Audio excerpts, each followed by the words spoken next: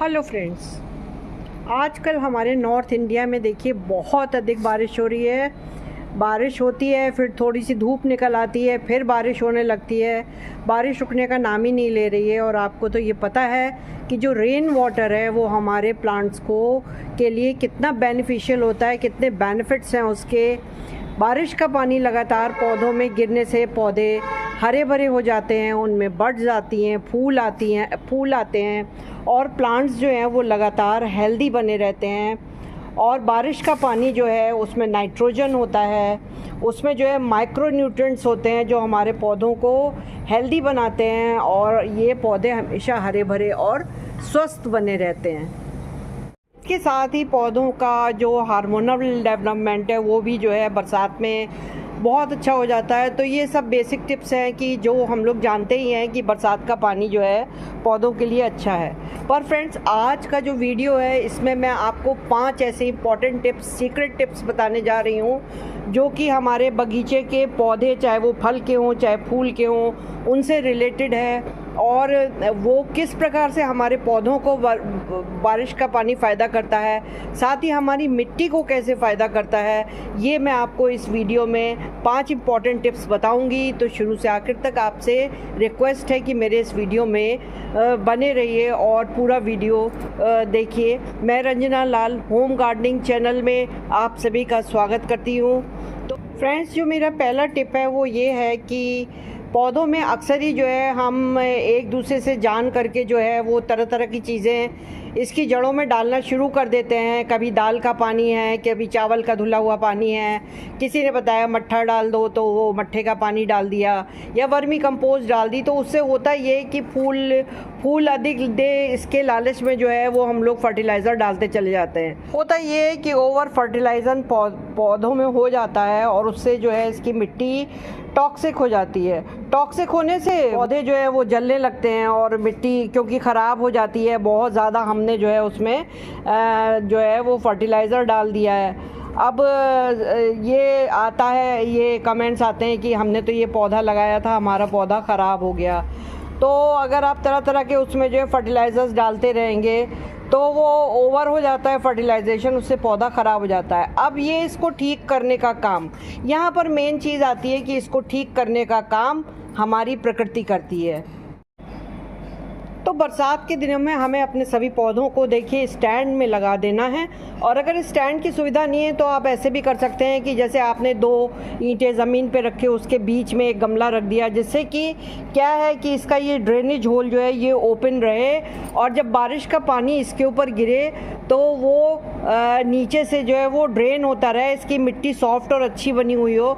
तो इसके अंदर जो भी ज़्यादा फर्टिलाइज़र चले गए हैं वो मिट्टी को बारिश का पानी धो देता है और धोने से वो टॉक्सिक जो चीज़ें हैं, ज़रूरत से ज़्यादा जो फर्टिलाइज़र है, वो जब हमारी मिट्टी धुलती है तो वो नीचे से निकल जाता है और पौधा फिर से हरा भरा और स्वस्थ हो जाता है और वो बारिश का पानी लेता रहता है। इसमें मैं आपको दिखाऊं कि अगर आप देखिए इस तरीके से रखेंगे अपने पौधों को कि वो बिल्कुल ज़मीन से या किसी बिल्कुल ऐसे ही जगह पे फ्लैट पे रखा हुआ है, तो होगा ये कि उसका ड्रेनेज होल जो है वो इतना खुला हुआ नहीं रहेगा। उसमें से पानी निकलेगा तो, लेकिन इतनी अच्छी तरह नहीं निकलेगा कि उसमें जो अननेसेसरी फर्टिलाइज़र चला गया है वो उसको बाहर कर दे। तो इसलिए ये बहुत ज़रूरी है कि हम उनको स्टैंड पे रखें या इस तरीके से कि उसमें से ड्रेन होता रहे। तो एक तो ये सबसे बड़ा प्रकृति का फ़ायदा हुआ। अब मैं दूसरा पॉइंट जो आपको बताना चाहती हूँ, देखिए ये अब मैं आपको सॉइल के बारे में बताऊं कि ये मिट्टी जो है ये मेरे गार्डन के पीछे के हिस्से में रखी हुई है और ये खाली पॉट्स हैं और कुछ में मैंने कल परसों में कटिंग भी सावनी की लगाई है, गुड़हल की कटिंग हुई थी वो लगा दी हैं। और कुछ ये पॉट्स जो हैं ये खाली रखे हुए हैं, तो इनको आप हटाने का काम बिल्कुल भी ना करें। ये मिट्टी ख़राब नहीं है। कभी हम लोग परेशान हो जाते हैं कि अरे इतनी मिट्टी है, इसे हटाओ, इसे जो है वो पूरा अपना जो है गार्डन खाली करो। लेकिन इसमें जो है जो आपका बारिश का पानी गिर रहा है उसका नाइट्रोजन, माइक्रो न्यूट्रिएंट्स, इसके बाद जो बहुत ही ज़्यादा जो है जो उपजाऊ मिट्टी को बनाते हैं वो वाले माइक्रोब्स, ये सब इसमें लगातार बारिश का पानी गिर रहा है। तो इन्होंने इस मिट्टी को बहुत ही फर्टाइल बना दिया है, बिल्कुल सोने की तरह बना दिया है। तो जब ये अभी सितंबर में मैं नए जो आपके छोटे पौधे गेंदा वगैरह के ये सब लाऊंगी। इस मिट्टी को थोड़ा सा फैला के इसमें हल्का फुल्का जो है फंजीसाइड या वर्मी कंपोस्ट या नीम खली वगैरह मिला के और इसमें अगर मैं पौधे लगाऊंगी तो बहुत अच्छी फ्लावरिंग होगी, क्योंकि ये ऑलरेडी नेचुरली बारिश के पानी से पूरे न्यूट्रिएंट्स से मिट्टी ले चुकी है। तो इसको फेंकने का काम आप बिल्कुल भी ना करें। ये टिप आपको बहुत ही मुश्किल से देखने को मिलेगा। ये बहुत ही कम वीडियोस में बताया जाता है कि बारिश के पानी की भीगी हुई मिट्टी बहुत ही फर्टाइल हो जाती है। अब तीसरा पॉइंट है मेरा प्लांट के एडॉप्शन से संबंधित, कि देखिए जब भी हम जो है वो नर्सरी से पौधे लाते हैं तो उनको नई जगह को अडॉप्ट करने में थोड़ी सी परेशानी तो होती है। कभी प्लांट्स स्ट्रेस में भी जाते हैं, वो नई जगह को देखते हैं तो कहते हैं, ये तो अक्सर ही गार्डन टिप्स में सुनाई देता है कि 2-3 दिन बाद पौधे लगाएं। मैं भी यही गाइड करती हूँ आप लोगों को कि जब पौधे लाएं तो तुरंत उन्हें रिपोर्टिंग ना करें और थोड़े दिन के बाद करें। लेकिन होता ये है कि धीरे धीरे करके ये जो हमारे गार्डन के प्लांट्स हैं, जब इन्हें रिपोर्टिंग करते हैं तो ये उस एटमॉस्फेयर को अडॉप्ट कर लेते हैं। जैसे कि एक छोटा बच्चा होता है, उसे हम जिस वातावरण में रखते हैं वो उसी तरह बातें करने लगता है, उसी तरह खाने पीने लगता है, वो उन्हीं हैबिट्स को अपना लेता है। यही पौधों के साथ होता है। अब ये कहा जाता है कि बरसात के पानी में अरीका पाम जो है वो इंडोर है, इसको जो है प्योरीफायर तो है ही है, इसको अगर आप जो है बारिश में रखें तो ये शायद ख़राब हो जाएगा। अब ये देखिए कितना, जब ये पुराना हो जाता है तो वो इतना अडॉप्ट कर लेता है। आपने इसमें बारिश का पानी गिर रहा है, कोई पानी गिर रहा है, आप इसमें कब इसको कहाँ रख रहे हैं, बारिश में रख रहे हैं, शेड में रख रहे हैं, इंडोर रख रहे हैं। ये जब हमारे गार्डन में इतना हिल मिल जाते हैं तो ये उस वातावरण को अडॉप्ट कर लेते हैं। फिर इनको कहाँ रखा जा रहा है, इनको कब पानी दें, इनको किसी चीज़ से कोई भी अंतर नहीं पड़ता। ये भी देखिए खुले बादलों के नीचे रखा है और कितना हरा भरा है। तो इस तरीके से पौधों को जिस हैबिट में आप ढालेंगे उसमें वो ढल जाएंगे। अगर बारिश ना भी हो, 1-1, 2-2, 3-3 दिन में मैं पानी देती हूँ, तब भी ये इसी तरीके से मेरे गार्डन में हरे भरे बने रहते हैं। अब एक जो है ये समस्या आती है कि अक्सर व्यूअर्स पूछते हैं हमारे प्लांट की पत्तियां पीली हो रही हैं। तो पीली होने के 3-4 कारण हो सकते हैं। एक तो ये है कि पीली पत्तियां इसलिए होती हैं कि या तो इसमें ओवर वाटरिंग हो गई है। ओवर वाटरिंग, अगर पत्ती भारी है तो आप उसको छू के देखिए तो इसके मतलब आप ज़्यादा पानी डाल रहे हैं, या फिर पत्ती जो है आपकी वो बिल्कुल मुरझाई और सूखी टाइप की है, तो इसके मतलब है कि उसमें लेस वाटरिंग हो रही है। अब इसका जो दूसरा कारण है वो ये भी हो सकता है कि आपने अगर प्लांट को रिपोर्टिंग की है, वो छोटा है, एडजस्ट नहीं कर पा रहा है, तो भी उसकी कुछ पत्तियां पीली हो जाती हैं। पीली पत्तियों की समस्या का एक कारण ये भी हो सकता है कि जैसे हमारा मौसम जब सितंबर के बाद अब जाड़े की ओर प्रवेश करेगा, तो जब मौसम चेंज होता है तो उसमें भी ये अफेक्टेड हो जाती हैं लीव्स, और इसकी कुछ लीव्स जो हैं वो येलो होने लगती हैं। उसके लिए हमें इसमें हल्का फुल्का फर्टिलाइज़र देके इसे ठीक करना पड़ता है।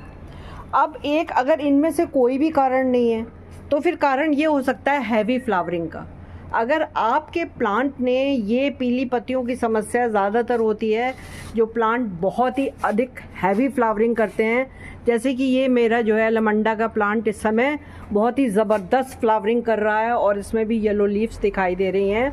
इसको भी मुझे जो है वो, इसका ये मतलब है कि ये प्लांट अब ये इंडिकेट कर रहा है कि इसने जितने भी न्यूट्रिएंट्स हैं वो सब मिट्टी से खींच लिए हैं, और खींचने के बाद भी जो है वो इसमें कोई भी फर्टिलाइज़र नहीं बचा है, जिससे कि इसको ये इंडिकेट करके बता रहा है इतनी हैवी फ्लावरिंग के बाद अब इसे फर्टिलाइज़र की ज़रूरत है। तो वो अगर फर्टिलाइज़र, वो पीली पत्तियां हटाकर मैं इसमें हल्का फुल्का फर्टिलाइज़र जो फ्लावरिंग के लिए, अच्छी फ्लावरिंग के लिए देती हूँ, वो मैं इसमें डालूँगी, तो इसकी पत्तियों की ये समस्या बिल्कुल दूर हो जाएगी और ये फिर से फ्लावरिंग ये ख़त्म हो जाएगी, तो ये करने लगेगा। तो ज़्यादातर ये समस्या बहुत हैवी फ्लावरिंग करने वाले प्लांट्स के साथ भी आती है।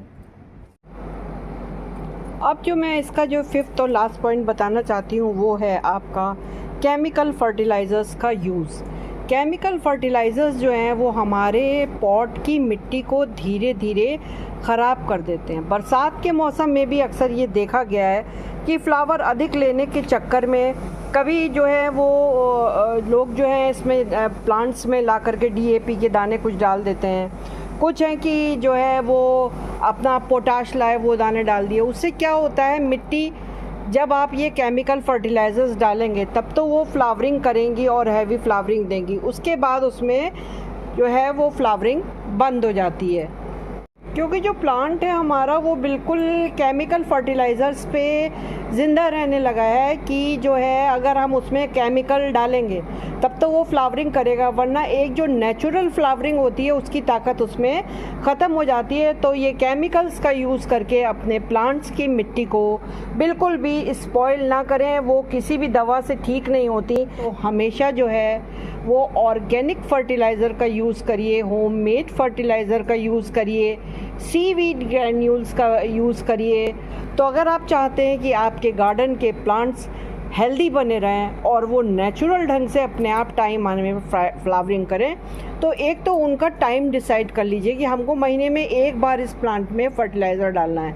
फर्टिलाइज़र भी डालना है तो ऑर्गेनिक डालना है, अगर केमिकल डालेंगे तो मिट्टी की जान ख़त्म हो जाती है और बरसात हो, जाड़ा हो या गर्मी हो, वो फ्लावरिंग करना बिल्कुल बंद कर देता है। वो तो कहिए हमारे रेन का वाटर इनके इसमें जो रॉट्स आते हैं उनको निकाल देता है, उनको धो देता है ड्रेनेज के थ्रू, नहीं तो मिट्टी बिल्कुल ही स्पॉइल हो जाए। तो केमिकल फर्टिलाइज़र्स का यूज़ ना करके अपने प्लांट में organic fertiliser time to time डालें, ओवर फर्टिलाइजिंग ना करें। तो अगर आपको ये मेरा वीडियो अच्छा लगा हो तो प्लीज़ मेरे चैनल को लाइक करें, सब्सक्राइब करें, बेल आइकॉन का बटन प्रेस करें। Bye, happy gardening.